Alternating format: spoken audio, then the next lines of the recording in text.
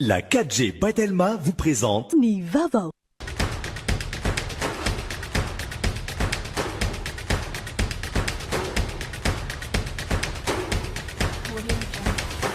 Nulchanao ni fampalalam-baovao. Les inscriptions pour la rentrée du second semestre sont ouvertes. Rapprochez-vous du CNAM Madagascar. Apprendre au CNAM change votre vie. Yes, oui CNAM. Nulchanao ni fampalalam-baovao.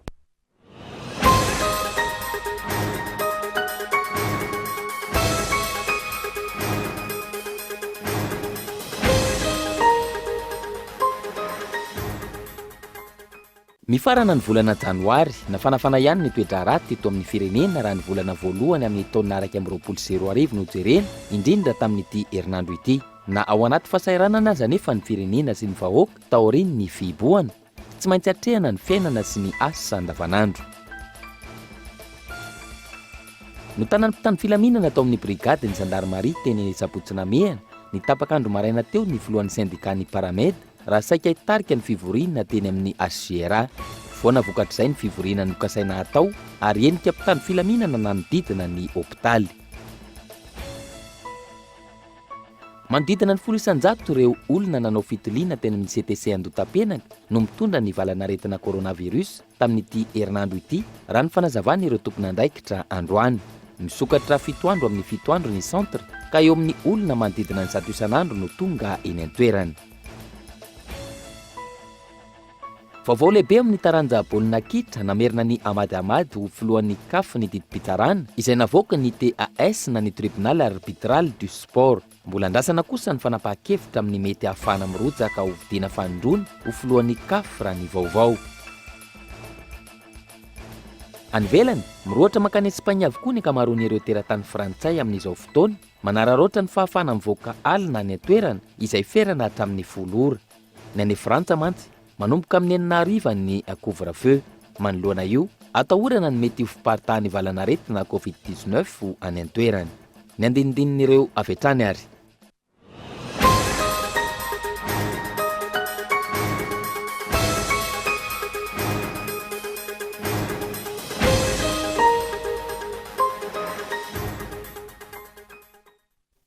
Manatitra ny araby indray tomboko lasy sy tomboko vavy tonga soa ato anatin'ny fotoana ny fampahalalam-baovao amin'ity ala ity, asaina mpanajana renao hanaraka ny antsipriany hatramin'ny farany. Anokafana izany mifarana ny volana janoary, nafanafana ihany ny toetra raty eto amin'ny firenena raha ny volana voalohany amin'ny taona 2022 no jerena, indrindra tamin'ity herinandro ity. Na ao anaty fahasahiranana aza nefa ny firenena sy ny vahoaka taorian'ny fiboana tsy maintsy hatrehina ny fiainana sy ny asa andavanandro ka eto Andrianitsilavo. Niteraka diefitra teny anivon'ny fiarahamonina tato ato ny resaka nataon'ireo solombavambahoaka sasany mpanohitra izay voalaza fa famafazana lainga, fanakorontanana ary tonga hatrany amin'ny fanahiana fa isy fanonganana fanjakana. Manoloan'izany, nisy ny fivoriana ireo tompon'andraikitry ny fandriampahalemana, nanambarany ny lehiben'ny governemanta fa adidy sy andraikitry ny mpanao politika ny manaja ny zon'ny vahoaka, iaina sy ary amin'ny mpilaminana. Nanamafy ihany koa ny OMC nasionaly fa tsy ekena ny politika maloto sy ny fanelezana tsao ka mety hiteraka korontana sy fanonganana fanjakana. Fanampin'izay, naneho hevitra ny solombavambahoaka Camerounisa ary ny antony birao maharitry ny antenimieram-pirenena andray fepetra amin'ireo solombavambahoaka amin'ny manely tsao sy manakorotana ny vahoaka. Natao tsikera izay tsy mety ataon'ny mpitondra ny mpanohitra saingy natao hanome sosikevitra hanarenana izany ihany koa fa tsy hitondra ny vahoaka any amin'ny antsana efa mandetika ny firenena ankehitriny. Ankoatry ny raharaha politika, miantso ny mpitondra hitady vahaolana maharitra amin'ny kerehany atsimo ny FFKM. Tokony fanometanana hoy izy ireo ahafana manampy ireo izay hiaran'izany. Ankilany, tsy ampy ny tatitry ny governemanta momba ny fanampiana hiadiana amin'ny valanaretina COVID-19 izay miverina ny nahazo vahana tamin'ity volana janoary ity. Ambety teny matetika ny hoe ny fahasalamana ny tokony atao ambonin'ny zavatra fa tsy nitahotra ny sazy atolotry ny mpitany filaminana raha tsy mitondra arovava sy orona na tsy mametraka izany araka ny tokony ho izy. Voalaza matetika ihany koa fa ny toe-tsaina ny mila fanovana raha tiana ny ampandroso an'i Madagasikara. Raha miresaka kolokolo ohatra, azo lazaina ho nihatsara ny toerana misy an'i Madagasikara araka ny tatitra navoaka ny Transparency International Initiative. Eo amin'ny laharana fa 770 amin'ny firenena misa 700 no misy an'i Madagasikara amin'ny tsifitsiny ny kolokolo ho an'ny taona 2020 raha toka teo amin'ny laharana fa 750 ny taona 2020. Izany hoe raha 4 amin'ny 100 no isa azon'ny Madagasikara ny taona 2024, lasa 5 amin'ny 100 izany ny taona 2024. Ny tagna kolikoly izay miteraka fahavoazana goavana ho an'ny vahoaka malagasy raha tsy ilaza afa-tsy ilay firodanana teny Anosizato. Tsy nahazo fahazondalana hanorina ilay teratany vahiny tompon'ny tranony anjera hoy ny eo anivon'ny komuna, izany hoe fanorenana tsy ara-dalàna, fanotofana tsy ara-dalàna. Tsy maintsy nisy antony nefa no nahatonga ilay teratany vahiny iray hosay hanorina trano goavana itapoko itam-pirenena amin'ny toerana tahaka ireny. Araka ny fomba fiteny eny anivon'ny fiarahamonina manao hoe tsy maintsy manana krika izy, tsy maintsy misy tompon'andraikitra ambony miaro azy, ka na iza iteny sy aneho hevitra amin'ny mahatsy ara-dalàna ny fanorenana, tsy maintsy arosony ny fanamboarana. Ankehitriny miharihary ny vokatra izany, nafoy ny ain'olona, maro ny naratra, sy mba fananana sy trano fonenana. Ny tranga tahaka izany ve no iainana eto amintsika? Inona no fandrosoana isy amin'izany? Tonga iny ny vary 7 taona no afaran'ny mpitondra fanjakana, amidy amin'ny 500 ariary ny kilao, ary efa nisitraka izany ny akamaroan'ny mponina, na eo aza ny famerana ho 5 kilao isaky ny herinandro, ny vary afaka vidian'ny tokantrano tsirairay avy. Mbola izy ve olona sa anangona ireo vary ireo, ka hivarotra izany avo 2 na 3 eny amin'ny vidiny tena izy any aoriana? Anjarany tsirairay no mandinika, anjarany tsirairay ihany koa no mijery sy mitsinjo ny hafa, ka hiara hitady vahaolana amin'ny alalan'ny fanomezan-tanana nampalaza ny malagasy hatr'izay raha misy ny olana sedraina. Manana didy sy andraikitra ireo mpitondra, manana didy sy andraikitra mifandraika amin'izany ihany koa ny vahoaka entiny.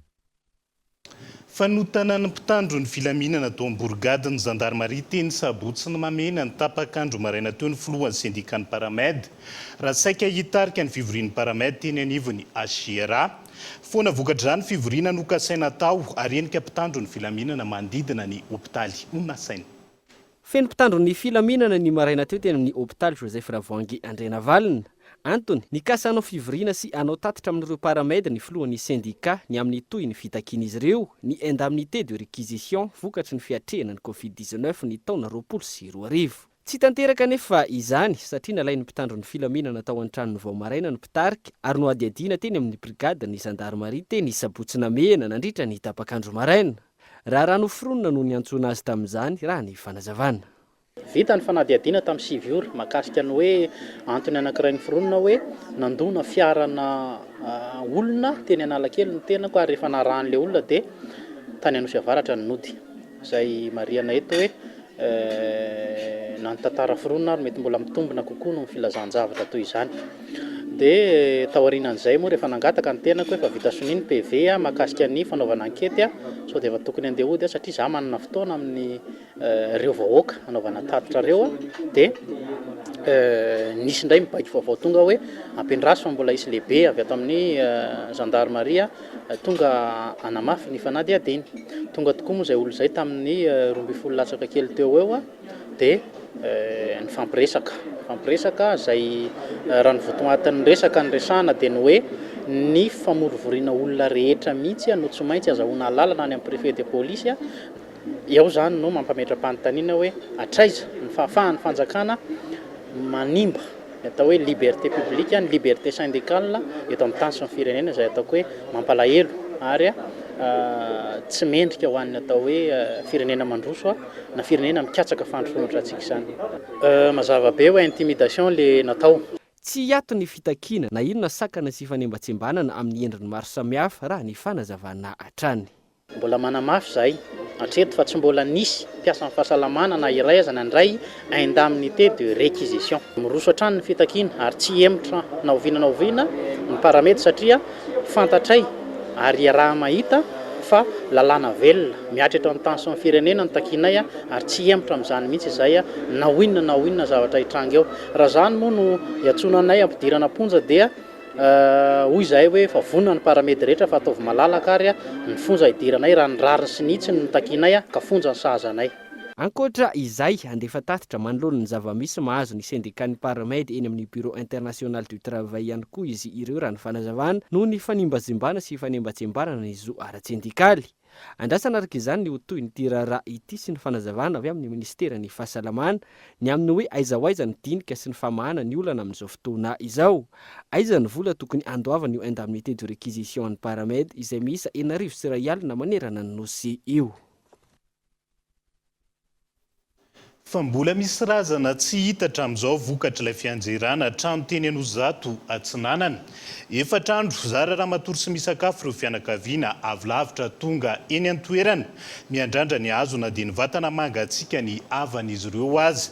Tsy afaka manao inona ihany koa satria tsy azo idirana ny toerana olona saina trany. Fahoriana miampy fahoriana ny andreto fianakaviana ireto.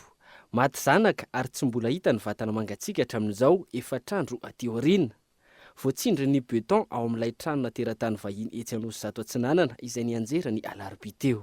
Tsy tena fianakaviana tsy azonay atao satria zanakay dia efa lesinao ka noho izany dia angataka amin'ny famindram-pony iha mpahazo mba hisafa iha amin'izay fianakaviana mamazo mijery ve zahay satria mafimafy loatra efa efatrano izao tamin'ny alarobia. Taka misy zoma soboty androany mbola tsy mahita rihana tonga ingefo izao na dia le olona le mba sefaka mbao azy ohatra manilidilika sady tsy afaka mba mitsofoka mba hijerena kely le mba fananana kelinay satria izay tsy manam-poazitsony eo velona tsony fa maimbonay sy mba tsy lavinay mba mijery le maimbonay fa rehefa mba azonay ianay le maimbonay dia mba nazy ny sisa aloha dia aloha mba afaka mba azonareo manam-pihefana atao aloha mba afaka hijery zay mba hijery kely andreo maimbokelinay ireo. Fitantainana nefa tsy afaka manao na inona raha ny fanazavana sady efa azo pahoriana no mbola voilikiliky. Mandana daholo ozy fa tsy mahazo idirana ato. Dia efa ny hoe efa tsy mahazo idirana dia miala ihany aloha nikisakisaka. Dia avy eo dia nahiliny daholo nakeny ambavady mihitsy satria hoe tsy mahazo hipetrahana ato nefa tsy hita izay zavatra tokony hoe andanan'izay zavatra miasa eo zany fara-mandimbinay. Ary fara-mandimbinay mihitsy fa tsy hoe mba olokolo fa tena faran'izay tena zanaka ivadika eo an-tanàna izao dia mitaintaina. Manandanja eo amin'ny malagasy ny razana antony tsy ialany ity ray aman-dreny ity sy ny fianakaviana ety Anozato raha tsy mitondra ny zanany mody nazara fa matory sy misakafo azy tao anatin'izay efatrandro izay. Izay ny tena fihetseham-ponay mihitsy zany hoe tena mahery lanja zany zanaka zany ary mahery lanja koa zany eo very fara-mandimby tsy milevina tanindrazana zany dia mba mangirika izay mba ho hitanay mangataka amin'Andriamanitra izay mba ho hitanay le izy. Indraindray ataoviko dia ry amin'ilay trano falery indraindray ataoviko dia mba misy trano kely izao alina mba natory kely tato amin'ilay trano kely tato izahay dia marainy any dia samy fomo samy mandeha eny satria tato fara-mandimby zany manahirana dia tamin'izao ataoviko dia mbola tsy misy an'izany hoe an'izany fa dia zao mandeha koton'izao na mihina ray na tsy mihina aloha zanakay no tsy mety atavinao. Mbola tsy sakafo zany ovila ny sakafo. Ngamba mena tena fa malerika izao na teo hoe mba ny sakafokafo kely aloha dia kafefe kely fotsiny no hoanina aloha za manaviravitra ny eny aloha Miantso ny tompona andraikitra isa tokony maefa amin'ity raharaha ity ny fianakavian'ireo namony ainy hijery akaiky ny toetra rà sy hanampy amin'ny fikarohany ireo razana mbola tavela. Vatana mangatsiaka sy maratra izay atreto tsy mbola fantatra mazava ny isany. Andrasan'ny rehetra araka izany ny vaovao ofisialy momba ity raharaha ity sy ny fepetra ho raisin'ny fanjakana amin'ny tompony ity trano ity izay efa voalaza fa nanao fanotofana tany tsy ara-dalàna ary fanorenana tsy nahazoana alalana fa indrindra niteraka faharatrana sy famoizana ain'olona. Tahorian'ny filazan'ny tendrom-pitsarana misahana ny ady amin'ny kolokolona ny Pâques fa miisa 7 ireo olona voaroroy manoloana iray lalàna volamena milanja 3,75 kilao sarina tany Afrika Atsimo. Namoaka didy fikarohana olona 7 indray ny teo anivon'ny polisa judiciaire ho fanohizana ny fanadihadiana Henri Florian. Navoaka ny avy eo anivon'ny komandiny zandarmeriam-pirenena tamin'ny alalan'ny sampandraharaha misahana ny polisy judiciaire ny filazana didy fikarohana ireo olona miisa 7 voaroroy tamin'ilay raharaha volamena milanja 3,75 kilao. Voalohany amin'izany i Andrefandrianina Armstrong, ny iray faharoa izay vehivavy Sahady Fanohizana, ny fahatelo Ben Hassan Salim, ny fahaefatra Mahmoud Saïd, ny fahadimy Azali Felaza Pachero ary ny fahenina Touknatan Ditede ary ny fafito farany Andrianantenenina Ambinitsoa Pierre Asteny.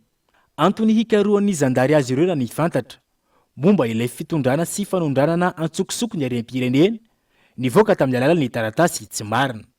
Teo ihany koa ny fanaovana osoka ny taratasy-panjakana, ny fanaovana kolokolo mivantana sy ankolaka, ny tsy fanajana ny famirena ny vola vahiny. Mbola ao anatin'ny ezaka ny fanjakana malagasy amin'izao fotoana izao, manohy ny fanadidina lalina sy ny fitadiavana ireo olona voaroaroa eto an-toerana sy any ivelan'ny nosy. Na izany aza, efa fantatra ihany koa ireo mandrafitra ny tambazotra na vanina izany eloka izany, ka ny 17 no voatazana any Amponja, 3 any Afrika Atsimo, 10 eto Madagasikara. Ankoatra ireo, mbola misy olona 7 izay tadiavina ankehitriny izay tena nandray anjara mivantana tamin'io raharaha io. Lafomba vao hafa tanteraka kosa indray mandidina ny 10 isanjaton'ireo olona manao fitiliana teny anivon'ny CTC Andotapenaka no mitondra ny valinaretina Covid-19 tamin'ity herinandro ity araka ny fanazavana azo.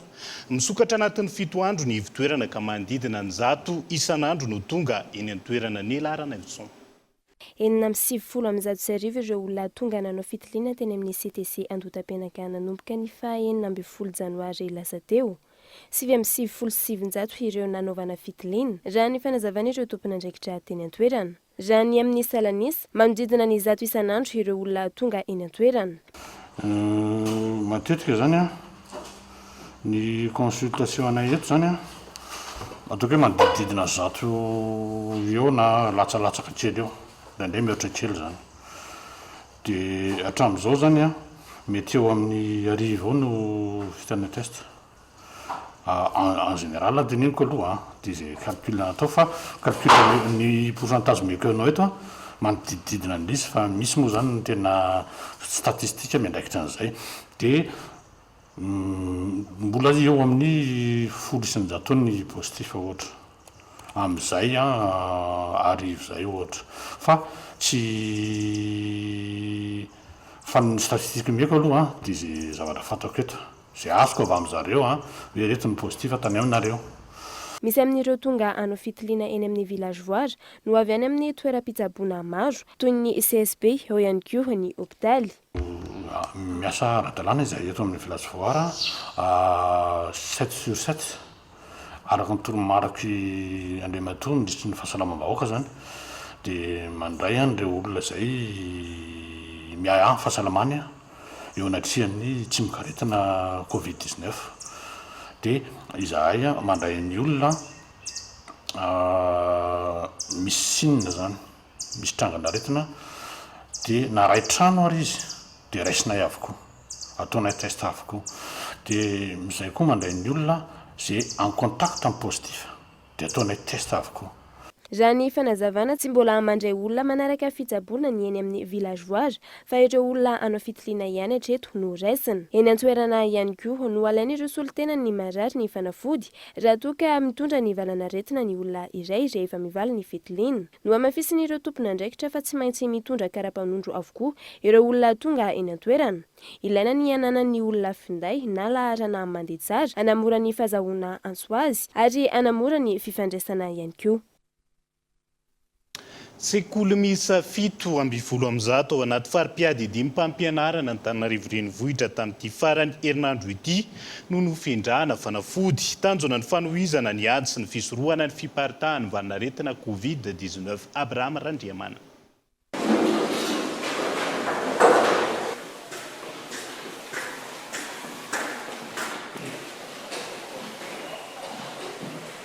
Manoloana ny fisian'ny valinaretina Covid-19, miverina ny antsika famindrana ranom-panafody eny anivon'ireo sekolim-panjakana eto an-drenivohitra. Natao izany hisorohana ny fiparihan'ny valinaretina, eo ihany koa ny fanadiovana ireo toeram-pianarana. Tamin'ity farany herinandro ity, miisa 17 ireo sekoly nanatanterahana izany. Fiaraha-miasany teo anivon'ny ministera tompon'andraikitra sy ny kaominina no nahafahana nanao izany. Andro hoe misy coronavirus tafiditra voaropaka fa atao foana fiarovana ary toizana foana ny fahadiovana eny anivon'ny sekoly tsirairay rehetra rehetra.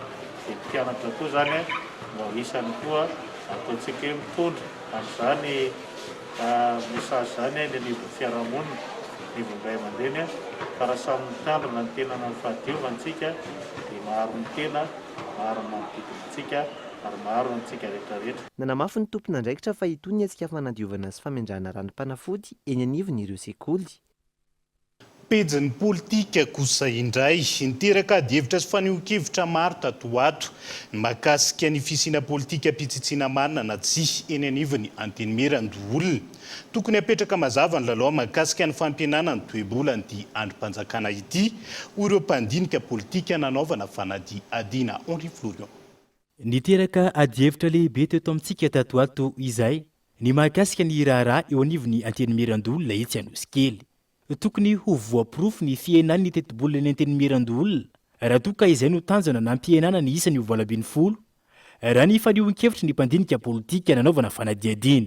Isan'ny niteraka resabe raha ny fanazavana ny fikasana hanendry olona be dehibe hiary asa amin'ny olona tsirairay avy amin'izao fijoroana Antenimirandoholona vaovao izao. Tokony hanaovana mangarahara sy fampitahana ny amin'ny teti-bola sy ny fitantanana. Isa ny loholona Madagasikara io 30 izy teo aloha. Zao zany izy ahina 20 mazava be zany fa misy vola be ao tsy tokony tsy foroana araka ny voalazany tany amin'ny propagande dia amin'izao fotoana zao 20 zao zany tokony misy vola mazava hoe io ambom-bola eo amin'izay alefa makaiza.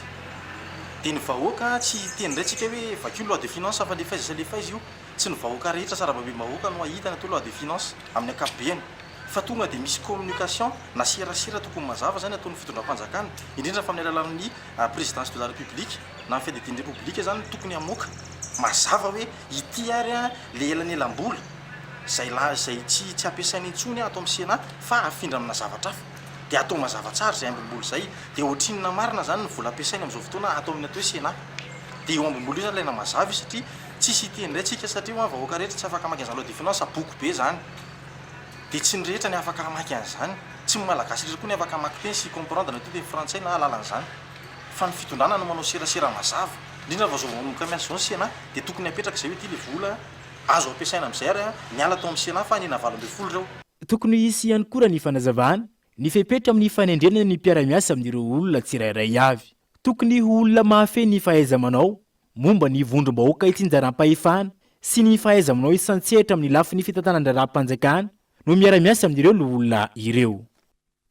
Ny mahakasika ny diabeta sy ny manodidina azy indray no arainao ao anatin'ny fandaharana alalino rapitso amin'ny Vetorarivo eto amin'ny KOTV.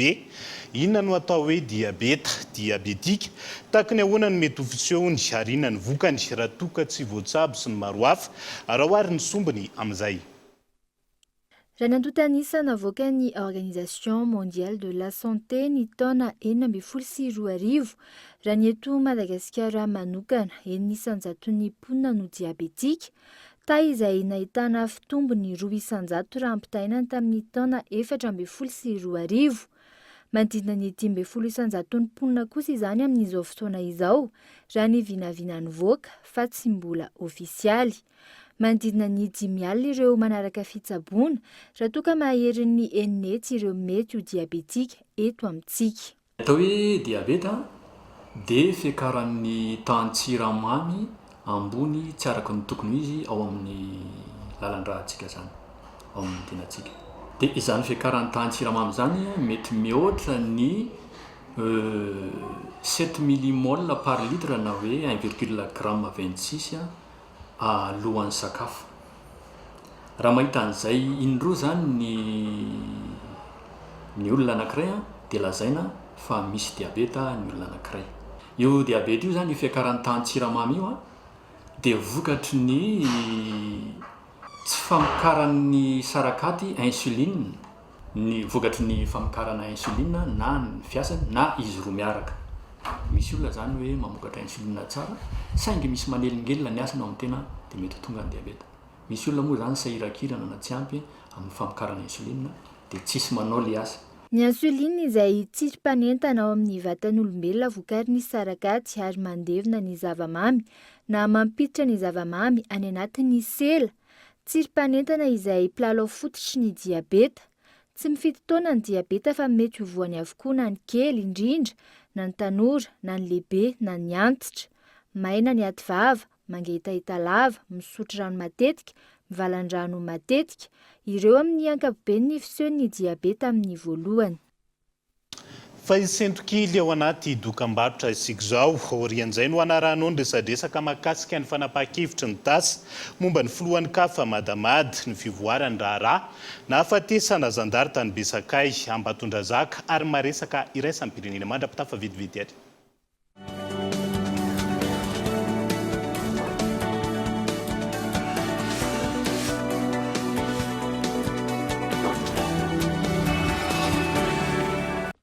Week-end cadeau! Du 30 au 31 janvier 2021, achetez un First Premium et gagnez un cadeau Telmanet 1,5 giga. Vous avez plus de 2h30 d'appels vers Telma et autres opérateurs, des appels internationaux, 100 SMS, 150 mégas et plus 1,5 giga de bonus data utilisable à toute heure. Le tout à seulement 10 000 arias. Tapez vite le dièse 322 étoile 91 dièse. Moi, j'ai ma passion. En tant qu'étudiante, étudier à distance me permet aussi de réaliser d'autres activités. En termes de qualité ou de professionnalisme, je mise pour le CNAM. Nos diplômes sont sanctionnés par un diplôme d'État français de renommée internationale et est reconnu par la fonction publique. Je confirme les propos de notre administrateur général. Nos diplômés, nos ingénieurs occupent des situations prestigieuses liées à leur formation d'excellence. Les inscriptions pour la rentrée du second semestre sont ouvertes.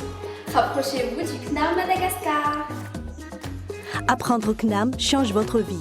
Yes, oui CNAM.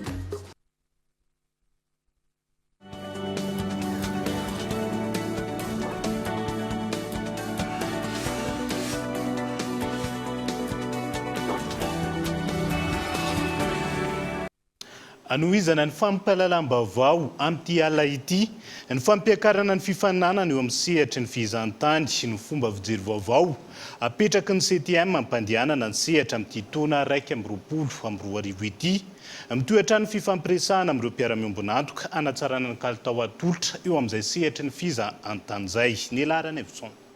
Miankina betsaka amin'ny fisokafan'ny sistanina eto an-toerana na any ivelany ny mampandihy ny sehatry ny fizahantany. Ny taona 2024 no antenaina isokatra izany hoy ireo mpisehatra. Eo ampiandrasana izany nametraka fomba fijery vaovao ny CTM amin'ity taona ity amin'ny fampiakarana ny fifaninanana eo amin'ny sehatry ny fizahantany. Anisan'ny perspektiva izay efa andalana moa zany dia ny fiarahana amin'ny FMFP izay positionnement anay tohizany foana sy ny projet miatrika izay rahanay en Banque mondiale sy ny PIC ny Confédération du tourisme de Madagascar no manao ny mise en œuvre eto Grand-Tana dia misy projet hafa maromaro koa any en cours fa miandry ny validation zany izay tena marina en interne sy miaraka amin'ireo partenaire anay hafa dia ho ampitainay aminareo mendalana io ihany hoe inona daholo ny perspective 2021 izay tiana ho apetraka ahafahana foana manatsara ny sehatry ny tourisme, ny sehatry ny nandresaka formation io, nandresaka ny transport terrestre, na transport aérien, na fangatana sy ny combat rehetrarehetra entinay. Mbola maro ny ezaka sy ny fifampitiniana tsy maintsy atao ho ireo tompon'andraikitra anarenana ny sehatry ny fizahantany. Vision vaovao mbola ho ampitaina aminareo manaraka ihany fa hatreto aloha dia tena hoe mbola misy combat be da be miandry, misy nefa azo ny combat na azo raliny fa misy mbola mangataka foana ihany hoe sao dia tokony hijerena satria izay koa force de proposition mamehy sosokevitra zany zay fa tsy hoe mangataka foana fotsiny comme ça fa misy sosokevitra mandeha ao anatin'izay dia iny zany mila apetraka tsara miaraka amin'ny zareo fanjakana fampiresaka foana aminay sy ny partenaire technique et financier izay manohana ny confédération. Atsaraina ny tolotra omena ireo mpizahantany tonga eto Madagasikara ka 12 tapitrisa ariary ny famatsim-bola azon'ny CTM tamin'ny alalan'ilay tetikasa fampiofanana ireo ampitondra fiara ny mpizahantany sy ny mpamily taxi brosy mpikambana ao amin'ny STM. Tetikasa novatsiny tahiry ny famatsim-bola malagasy ho fampiofanana ny mpiasa. Fa isan'ny vaovao lehibe na alinany maro na enona ny fanapahan-kevitra navoaka ny tasy na tribunal arbitral du sport mahakasika ny filohan-kafa madamady. Mahakasika izany indrindra no hitondrana fanazavana aminao ka manambahiny ny sampana fampahalalam-baovao androany izay ho raisin'ny mpanao gazety Henri Florian. manamba ino ny sampana fahampahalala-baovao amin'ny ty an'io ity tompoko lasy tompoko vavy tsy izay izany fa dia mirado rakotoary malala fantatry ny maro amin'ny hoe mpamakafaka ara-panatanjahantena indrindra fa eo amin'ny tontolony taranja baolina kitra.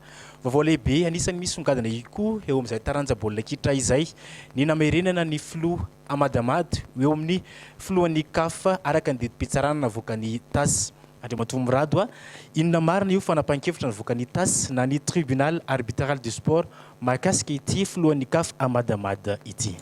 Faly miaraba ny namana Florian dia miarabantsika rehetra ihany koa ny tokantranany manaraka izao vaovao izao. Ny vaovao izay tena misongadina moa zany dia izay hoe nosokafan'ny suspendiavan'ny TAS ny décision de suspension an'ny FIFA an'Andriamatoa Amady zany hoe suspension suspendu zany le izy zany hoe raha tsy aivana kely fotsiny dia hoe tamin'ny volana novembre dia suspendu ny tamin'ny FIFA moa zany ny candidature ny CAF candidature ny Amady tamin'izay fotoana izay dia tanatin'izay koa ny resaka hoe nandalo etika dia tsy afaka ny rotsaka tamin'izay fotoana izay dia tonga dia nametraka nanao saisian'ny TAS zany tribunal arbitral du sport i Andriamatoa Amady dia io ny fanovalo io zany le izy zany hoe amin'ny zao fotoana izao moa zany dia efa namoaka moa zany ny FIFA hoe reto avy no milatsaka nefany mety mbola ho hita miandalana eo mety isy fiovana kely isy eo dia isika miaraka manaraka eo. Mety ho raisin'ny FIFA ihany ve zany ny firotsahako fidiny ny filohan'ny confédération africaine ny bola kitra amadamady izay irotsaka fandroany filohan'ny CAF sa ahoana mety mahakasika izay satria naverina amin'ny filohan'ny CAF izy amin'izao fotoana izao. Eo no hitantsika eo mety combat juridique be le izy zavatra misy zany aloha dia rehefa hoe nalana zany suspendiavan'ny TAS ny suspension an'ny Andriamatoa Amady dia afaka manao campagne aloha izy présidentielle amin'ny CAF fa indrindra miverina ho filohan'ny CAF izy zany. Zavatra amin'izao fotsiny dia le mametraka an'ilay hoe izy avy no hilatsaka dia ny commission d'éthique avy amin'ny CAF sy FIFA satria na izay ho lany ho filohan'ny CAF dia tonga dia vice-président d'office ny FIFA council zay mahatonga ny hoe tsy maintsy nanaraka an'ilay test d'éthique zany dia eo amin'izay zany hoe possible avea ny iverenan'ny fanapahan-kevitra ny FIFA sy CAF nametraka hoe efatra tamin'izany fotoana izany dia eo ilay hoe combat juridique ho hitantsika miandalana eo hoe anahoana izay zavatra izay. Inona no mety mazava-dehibe izay fiverenan'ny filoha amadamady eo anivon'ny CAF zay inona koa mety mazava-dehibe mety hoe firotsahako fidiana indray amin'ny fifidianana tanterana amin'ny volana martsa izao. Atsika le izy ho an'ny malagasy dia zava-dehibe foana raha ohatra ka hoe malagasy no mitondra ny confédération africaine ny baolina kitra. Efa nolazaina moa zay tamin'ny volana novembre décembre tany hoe misy foana le izy na tiana tsy dia tsy maintsy misy foana le tsindry rehefa hoe malagasy no mitondra ny CAF dia any amin'ny misy tsindry involontaire invisible tsy maintsy tsapa foana le izy ao anatin'le tontolo ka zay na anisany hoe tsara ny afahany milatsaka fandroany indray raha tonga izay fotoana izay fa hoe amin'izao fotoana resantsika izao aloha dia mbola tsy tonga amin'izay aloha tsika mbola hoe afaka miverina ho filohan'ny CAF izy ary afaka manao campagne fa le campagne tsy fantatra zany hoe afaka hovidiana izy na tsy raha tsy amin'ny faharoa na fahatelon'ny volana martsa zay nangatahany TAS hoe mbola hijery akaiky ary lalina dia lalina ny dossier-ny Amady zany ny TAS dia accéléreny ihany koa le izy dia 2 makamarja 3 mars zany hoe 10 andro mialohan'ny fifidianana 12 martsa any Rabat ny Maroc amin'ny filohan'ny CAF zany no hahazo valiny isika eto Madagasikara sy maneran-tany. Mirado rakotoary malala nanaiky ny vahiny mitondra fanampanazavana mahakasika ity vaovao lehibe eo amin'ny taranja baolina kitra ity. Dia mirarosoantsika rehetra manaraka ny fahitalavitra amin'izao fotoana izao. Fa ny mahakasika ny gazety mpiseho isan-kerinandro Madagasikara Matin Hebdo ho an'ny datany 7 janoary ka hatramin'ny 4 febroary 2022 indray no entina aminao ao anatin'ity fanadihadiana manaraka ity. Gazety Madagasikara Matin Hebdo laharana fa 770. Lohateny dehibe isarian'ny gazety ny mpamaky azy eo amin'ny pejy 4 sy 5. Développement, Rajoelina ravive la flamme de l'espoir. Eo amin'ny pejy fahatelo, déstabilisation, l'opposition se dirige vers la dérive. Label Madagascar Zebu Coffee Estate, no amin'ny pejy faharoa ambin'ny folo, l'industrie du café fait peau neuve. Eo amin'ny pejy fahavalo ny maresaka ara-panatanjahantena veto antoerana, football, transfert, Arnaud sur les tablettes du MC Alger. Eo amin'ny pejy fahasivy basketball, calendrier annuel, 2021 sera une année très chargée. Eo amin'ny pejy fahiraika ambin'ny folo, raharaha famonoana tatsambo na hemitra amin'ny alatsinainy izao ny fitsarana. Any amin'ny faritra izay hatrany folo pointe, misy mibody ny tany anorenana ny EPP manara-penitra. Any Maintirano, ny fampitifitra ny zandary sy ny dahalo, tafaverina ny omby misa 450. Eo amin'ny pejy faharoa ambin'ny folo, administration, vers la possibilité d'évaluation des politiques publiques par la population. Tahaka ny mahazatra azy eo amin'ny pejy fahaenina ambin'ny folo sy fafito ambin'ny folo ireo maresaka ara-panatanjahantena iraisam-pirenena. Covid-19, le football portugais face à des pertes de 266 millions d'euros met en garde contre un effondrement. Coupe du Monde 2026, les villes hôtes du Coupe du Monde 2026 désignées cette année. Ny maresaka iraisam-pirenena kosa no amin'ny pejy fahasivy ambin'ny folo sy fahavalo ambin'ny folo n'ity gazety Madagascar Matin Hebdo ity, iresahan'ny raharaha any États-Unis, ny any amin'ny golfe du Guinée sy ny maro hafa. Ireo no isan'ny lohateny lehibe nisongadina tamin'ity gazety Madagascar Matin Hebdo laharana fahasivy amin'ny fitopolo amby zato ity, izay jifaina amin'ny vidiny 900 ariary. Isan'ny voaresaka matetika ny fampitihan'ny tontolo iainana raha misy fitrandrahana arenan-kibon'tany eto Madagasikara. Antony mahazava-dehibe ny fambolen-kazo, hoy ny ministra ny arenan-kibon'tany nandritra ny fambolen-kazo nataon'izy ireo teny be enjika eto Andriantsilavo. Zanakazo misy 7 ka ny 5 akasia, ny 2 olive no novolena tao amin'ny fokotany Tsinjony Apangabe commune Behenjy faritra Analamanga, niarahana tamin'ny ministeran'ny arenan-kibon'tany sy ny loharanoko arena stratégique sy ireo mpiara-miombonantoka. Anampy amin'ny fiarovana ny tontolo iainana ao amin'ny fokotany sy ny commune Behenjy ary Madagasikara iray manontolo ny fambolen-kazo toy izao, hoy ny ben'ny tanàna. Ny rahantsika moa dia vokatra soma tsara ny hazo ary atotosa tsara.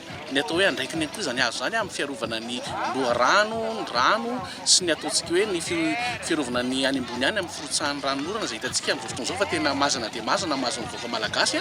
Voaresaka matetika ary mbe ao an-tsaina ny fampitehan'ny tontolo iainana raha misy fitrandahana arenan-kibon'tany eto Madagasikara. Anjara biriky amin'ny fiarovana ny tontolo iainana ny fambolen-kazo, ady amin'ny fiovaovan'ny toetrandro ary fitsinjovana ny taranaka any aoriana. Ny teny filamatra amin'izao tompambolen-kazo zao dia ny hoe izay mamboly hazo tia tanindrazana, izay mandoro ala mandoro tanindrazana. Ka hoentina anehoana an'izany fitiavan-tanindrazana zany dia miaraka ety amin'ny faritra Apangabe ety ny mpiara-miasa rehetra eo anivon'ny ministera sy ny fianakavibe zany anatanteraka ny adidy. Raha misy ny sary izay heverina matetika hoe ny fitrandrahana ny arenan-kibon'tany dia manimba ny tontolo iainana, dia amin'ity andro an'ity kosa dia asehoanay hoe mandray anjara tanteraka amin'ny fiarovana ny tontolo iainana zay mba ho an'ny taranaka ao aoriana ary manentana ny malagasy rehetra mba anatanteraka izany adidy amin'ny fambolen-kazo zany amin'ny taona 2024 ity mba hanatratrarana ny vina. Tanin'ny Omnis Ratsamangaiky ny ministera no nanatanterana ny fambolen-kazo teto, fa nometana araka izany ny roatota sy ny vahoaka eny fotony amin'ny fanaraha-maso sy ny fikojakojana ireo azo novolena. Maro amin'ireo azo novolena ny taona 2022 no efa mitiry amin'izao fotoana vokatra izay fanaraha-maso izay. Novatsiana fitaovana ahafahana manamora ny asa sy mampiena ny fotoana lany ireo mila raharaha eny anivon'ny birao isan-karazany ireo mpiasa-panjakana ao amin'ny faritra Atsinanana. Tanjona ny hoe fanjakana manakaiky ny vahoaka mamany olana ao anatin'ny fotoana fohy eto Andriantsilavo. Distrika maromaro amin'ny faritra Atsinanana no ahitana olana amin'ny fampandehanan-draharaha sy ny fikirakirana ny antotan-taratasy ny ireo mpila raharaha eo anivon'ny ministeran'ny asa sy ny asa-panjakana ary ny lalàna sosialy. Antaonany maro no ny ainana ny tsy fananana fitaovana anatanterahana ny asa na eo amin'ny lafiny fivezivezena na ireo fitaovana fampiasa ao anaty birao toy ny solosaina. Isan'izany ny amin'ireo distrika Sarodalana toy ny ao Marilambo. Tena fatantsika tsara moa hoe miasa tsy ampy fitaovana zany dia tena manano sarotra tokoa ary tsy afaka nitsidika an'ireo distrika hafa izay lavidavitra ohatran'ny Marilambo ohatra. Tena tsy tonga matetika raha tsy teny hoe tsy dia tonga mihitsy natao anatin'izay herintaona mahery ny toerako tamin'ity toerana ity izay fa ankehitriny kosa moa araka ny teny Ramatoa Minisitra tonga ny fitaovana dia mitaky asa moa izay fa tsy hoe fitaovana tsara tarehy fotsiny hoentiny atao tampon-tanàna Toamasina fa dia tena hoe ahafahana miasa ary faniriana mihitsy moa ny fananana ny fitaovana io satria PDB na ny mpiasam-panjakana na ny eo amin'ny sehatra tsy miankina misy déplacé aty amin'ny tampon-tanàna Toamasina ny amin'ny fitakiana maro isan-karazany ka mba afaka hanatona any amin'izay zany izahay manomboka hatretika. Ho famahana ny olana hanamavanana ihany koa ny fahasahiranan'ireo mpilaraharaha nanolotra fiara tsy mataho-dalana iray sy solotsaina ho an'ny faritra Atsinanana ny ministera tompona andraikitra. Ankoatra izay nojerena akaiky ny fomba hanorenana trano iasan'ny ministera any amin'ny faritra Atsinanana. Momba ny fitakiana ataon'ireo mpanara-maso ny asa sy ny mpitsirika ny asa nanambara ny minisitra fa efa miroso amin'ny famahana ny olana ny fanjakana. Voatery hoe tonga dia tokony hoe ometiny amin'ny tsy fataterahany izay fa tsy milaza kosa nefa ny dra-panjakana fa tsy hijery akaiky mikasika ny zany sampanasa izany ohatra ny mpiasam-panjakana rehetra izay tsy maintsy jerena amin'ny pitsipiriana mikasika ny fitantanana ny mpiasam-panjakana rehetra dia hojerena ny mahakasika an'ireny mpiasam-panjakana ireny. Mbola isy raha ny fanazavana ny fampitaovana ireo faritra hafa manerana ny nosy anamorana ny fanatanterahana ny asa-panjakana. Tanjona napetraka ny hoe fanjakana manakaiky vahoaka. Fanoa mafisina ny fiofanana amin'ny resaka maintien de l'ordre ataon'ny gendarmerie pirenena ao amin'ny centre national d'entraînement spécifique Ambatolampy tsy nerivonjitaitra ny zandary ihany afaka mandalo any an-toerana avokoa ireo zandary amperinasa rehetra hoy ny fanazavana Gaëtan Andriantsylavoatrany.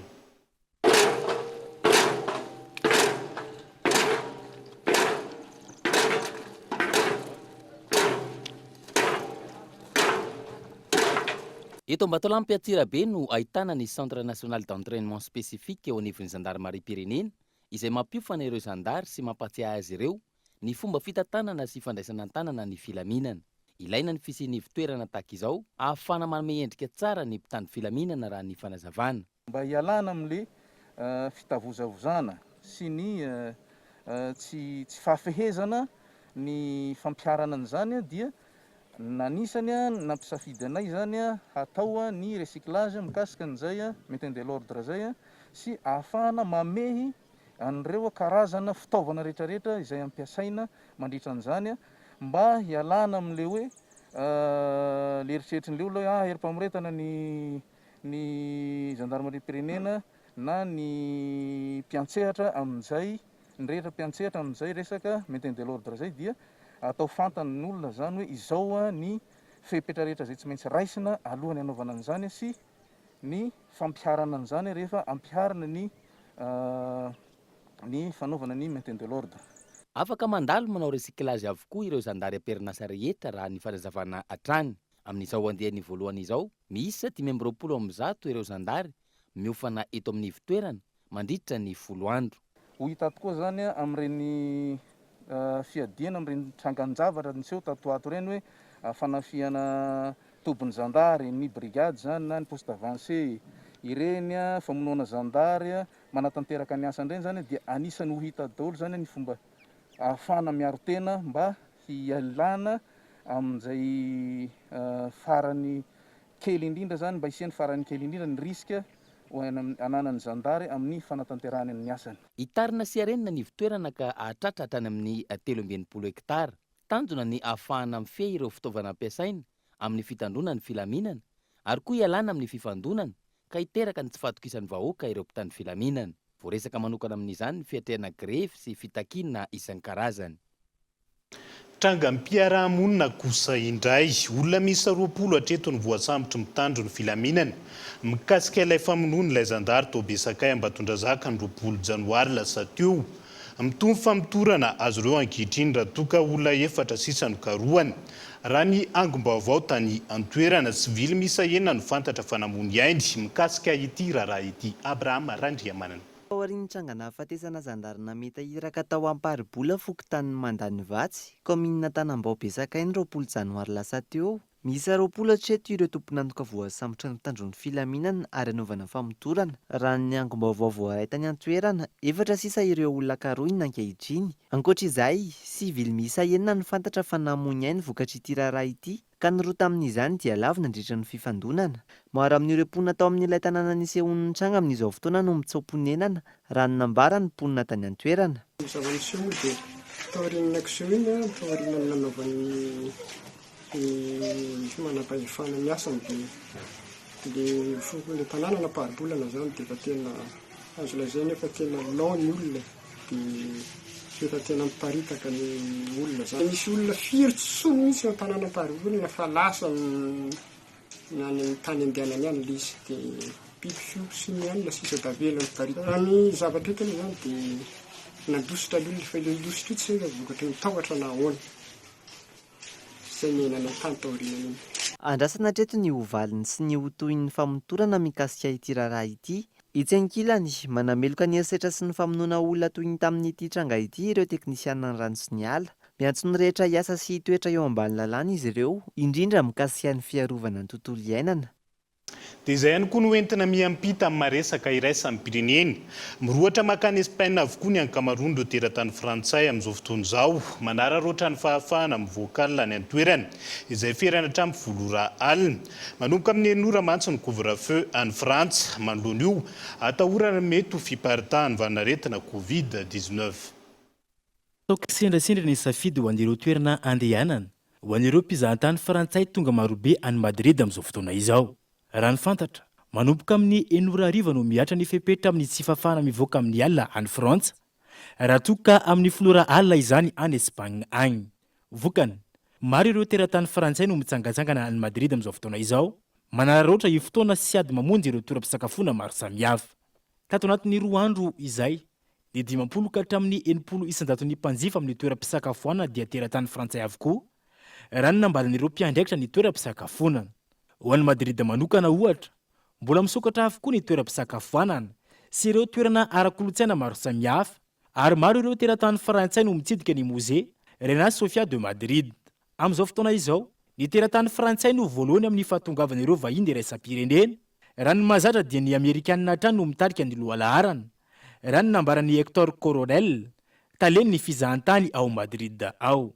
Fantatra ihany koa ankehitriny fa i Madrid dia mbola ao anatin'ny fitandremana tanteraka amin'ny ady atao amin'ny fiparitahan'ny valinaretina Covid-19. Dia izay ihany koa tomboko lasy sy tomboko vavy ny entana nanakatona ny fampahalalam-baovao tamin'ity ala ity ankasitrahana ny fanarahana izany hatramin'ny farany. Ny sampana fampahalalam-baovao dia manome fotoananao raha mipitso amin'ny ora mahazatra, tena kosa mametraka ny veloma mandrapitafa veloma tomboko.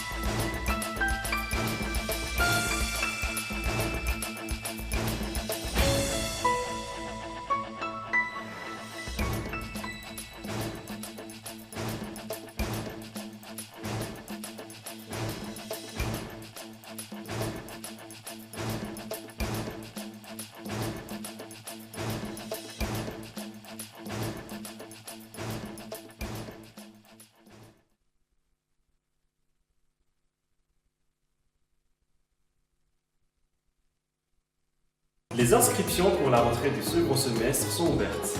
Rapprochez-vous du CNAM Madagascar. Apprendre au CNAM change votre vie. Yes, oui CNAM. Vous a présenté Ni Vavo.